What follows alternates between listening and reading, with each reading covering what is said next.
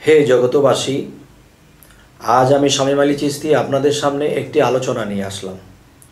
এখন যে আলোচনাটি করব সে আলোচনাটি হলো আত্মজগতের কিঞ্চিত কিছু আলোচনা করা হবে।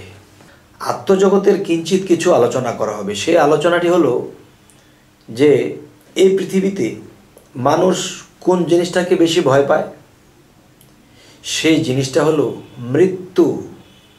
আর যেটাকে ভয় পায় এটাই কিন্তু মানুষের জীবনে একদিন ঘটবে। তবে মৃত্যুকে যে ভয় পায়, তবে মানুষ যখন মারা যায় তখন কি করে বুঝবো যে মরলে কেমন লাগে? মরলে কেমন লাগে এটা কি করে বুঝবো? তবে আমি কি কখনো মরেছি?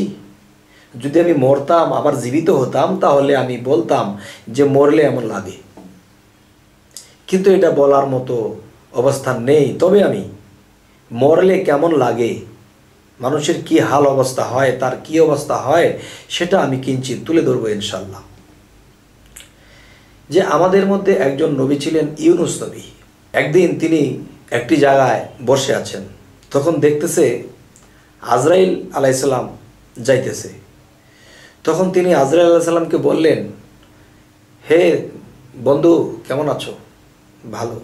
তখন তিনিও বলতেছে, হে আল্লাহর নবী, আপনি কেমন আছেন? হ্যাঁ, ভালো। যে হে আজরাইল, আমি তো আপনার সাথে কিছু আলোচনা করতাম, যদি তুমি আমাকে একটু সময় দিতে। তখন আজরাইল বললে, আল্লাহর হুকুম হয়েছে, আমি কিছু মানুষের জান কবজ করতে হবে, আমি যাওয়ার পথে আপনার সাথে আলোচনা করব। তখন তিনি বললেন, ঠিক আছে, আমি এখানে আছি, বসে আছি। তখন চলে গেলেন। তো কিছুক্ষণ পরে আজরাইল আসলেন, যে আল্লাহর দোস্ত কিছু বলবেন?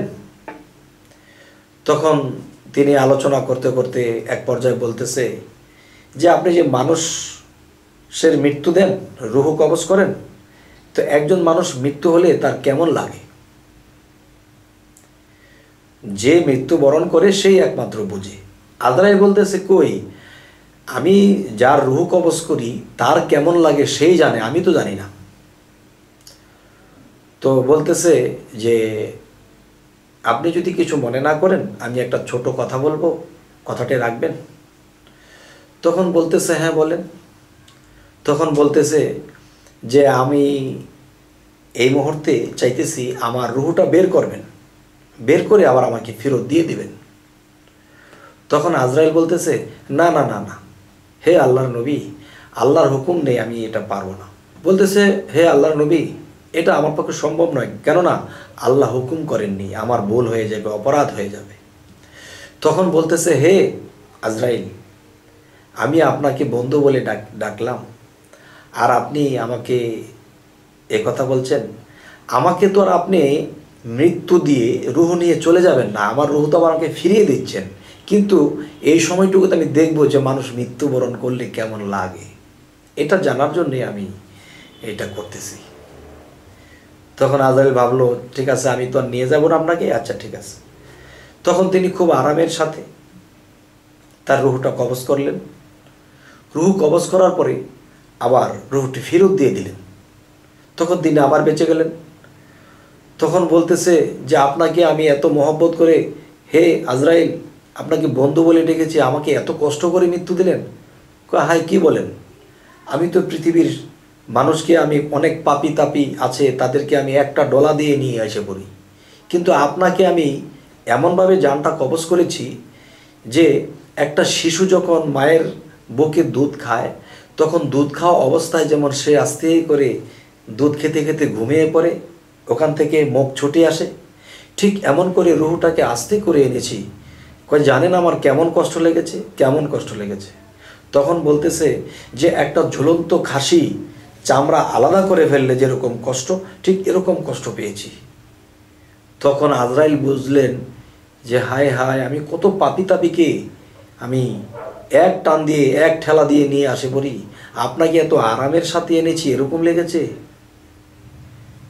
তখন যাই হোক, ইউনুস নবী তখন অন্য কথায় চলে গেলেন। তখন কি করলেন? তিনি বললেন যে আরেকটা কাজ আমাকে করে দিতে হবে, এটা আমার মনে শান্তি পাবে। কি? তখন বললেন, আমি দোজকটা এবং বেহেশতটা ঘুরে ঘুরে দেখব।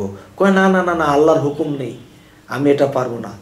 তখন বলতেছে, আহা, আপনাকে বন্ধু বলে ডেকেছি, আমাকে তো আর আপনি ওখানে রেখে আসবেন না, আমি একটু দেখে আসব।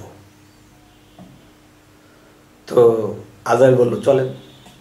তখন তাকে দোজকগুলো ঘুরে দেখালো এবং দেখালো এই বেহেশত, যেটা খুব ভালো বেহেশত, সেটার মধ্যে ঢুকে দেখতেছে।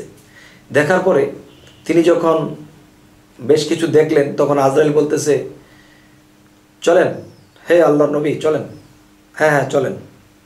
তখন ইউনুস নবী যখন বয়স্ক লোক ছিল এবং তার হাতের লাঠি ছিল, হাতের লাঠিটা একটি জায়গায় রেখে এসেছে, তখন বলতেছে যে হায় হায়, আমার হাতের লাঠিটা তো রেখে এসেছি। তখন লাঠিটা যখন আনতে গেছে, এখন আর আসে না।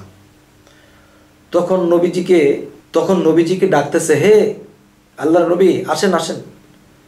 তখন ইউনুস নবী বলতে লাগলেন, আমি তো বলেছি আমার লাঠিটা রয়ে গেছে, আমি তো বলিনি যে আমি আসবো, লাঠিটি নিয়ে আসবো এ কথা বলেছি, আমি বলেছি আমার লাঠিটা রয়ে গেছে। তার মানে আপনি আসবেন না, আমাকে অপরাধী বানাবেন?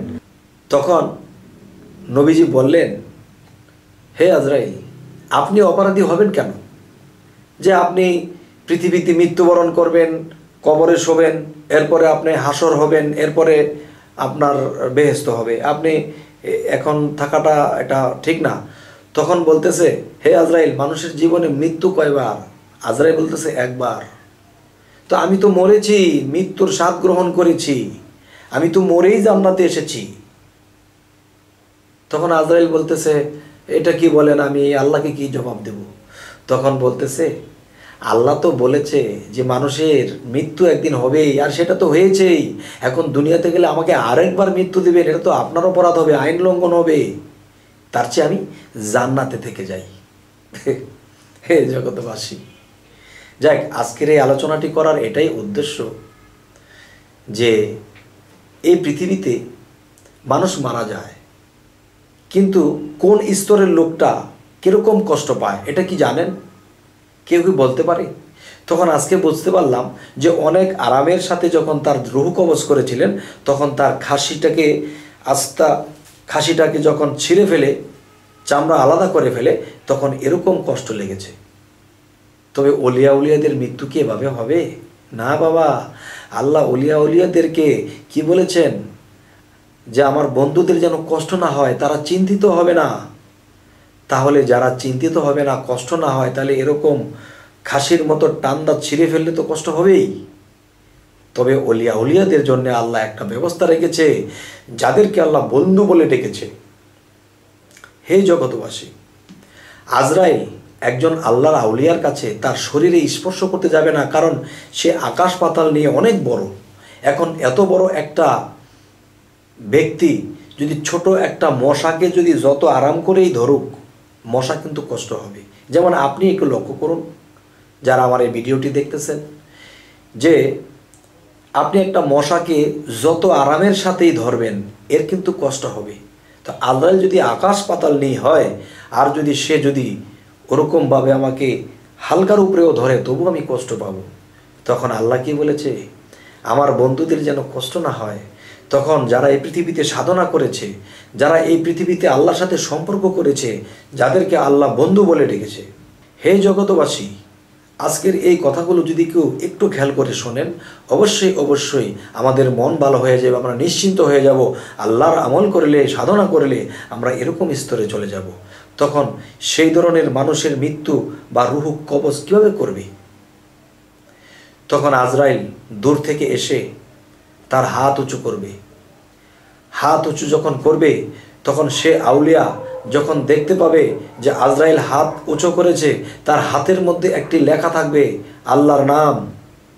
সেই আল্লাহর নামটি দেখে যখন তিনি বলবে, লা ইলাহা ইল্লাল্লাহু মুহাম্মাদুর রাসূলুল্লাহ, তখন এই নামটি দেখে যখন পড়বে, তখন অটোমেটিকলি সেই অলি আউলিয়ার রুহটা অটোমেটিকলি সে আজরাইলের হাতে চলে যাবে।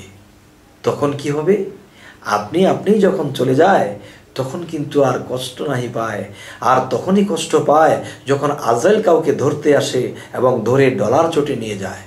হে জগতবাসী, আমাদের মৃত্যু যেন আরামদায়ক হয়, এই জন্য আমাদের কোরআন অনুসারে আমাদের মুর্শিদ ধরতে হবে এবং মুর্শিদের দেওয়া সাধনাগুলো করতে হবে। সেদিন আমরা আত্মার মুক্তি ঘটাতে পারবো, সেদিন আমাদের এই মানবকুল ধন্য হয়ে যাবে। হে জগতবাসী, সামনে আমাদের ভিডিওগুলো পেতে আপনারা সাবস্ক্রাইব করুন, আমাদের বাকি ভিডিওগুলো আপনারা পেয়ে যাবেন। হে জগতবাসী, আজ এই বলেই রাখছি, সকলেই ভালো থাকবেন। আল্লাহ হাফিজ।